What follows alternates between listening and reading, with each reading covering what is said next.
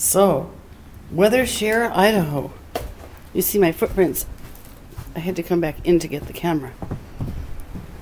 1/11/2013.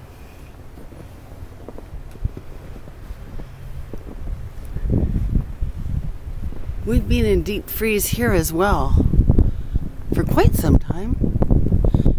And now more snow blew in.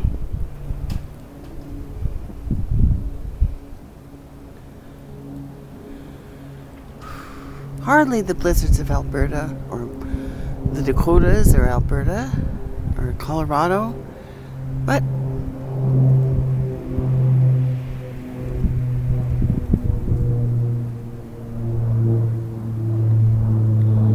when the snow blows in over your welcome mat, there's wind. Welcome, winter.